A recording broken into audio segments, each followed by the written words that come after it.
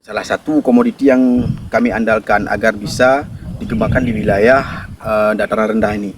Nah, hari ini kubis kita sudah mencapai hampir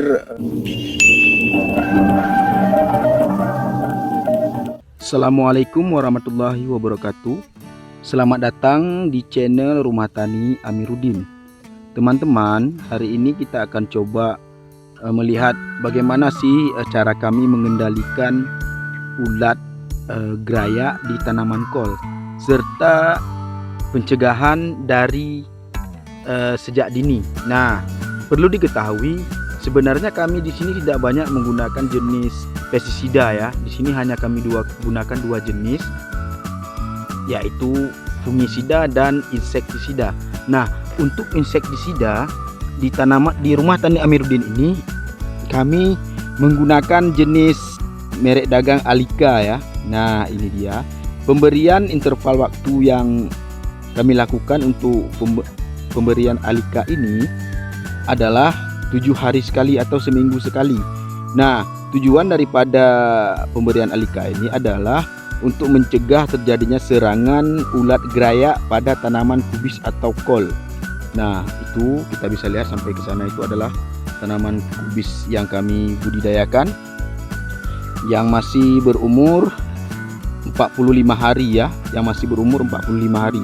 Lambda Cihalotrin ya. Kemudian ada juga Thiamethoxam. Nah, dua bahan aktif ini jika bekerja pada tanaman kubis mencegah sekaligus memberikan respon langsung kepada serangan ulat yang ada. Nah, teman-teman, jadi sebagai rekomendasi kami anjurkan untuk budidaya kubis ini sebaiknya kita gunakan Alika ya. Tidak tertutup kemungkinan juga kita bisa menggunakan insektisida lainnya. Tetapi yang harus dicegah pada tanaman kubis ini adalah ulat geraya yang paling pertama ya, karena itu merupakan pemangsa utama pada tanaman kubis. Jika sudah terserang, itu kemungkinan tanaman kita akan kurang normal ya dan kurang optimal. Nah, teman-teman, terima kasih. Selamat datang di lahan percontohan Rumah Tani Amiruddin SD, di mana di sini kami mengembangkan diantaranya kol atau kubis. Kubis ini merupakan pengembangan awal kami sebagai salah satu komoditi yang kami andalkan agar bisa dikembangkan di wilayah dataran rendah ini. Nah, hari ini kubis kita sudah mencapai hampir 2 bulan usianya ya.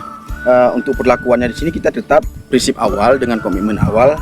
Proteksi ini juga dengan menggunakan Syngenta Indonesia, dan pemupukan baik itu kocor kita gunakan dari PT Merauke Tetap Jaya.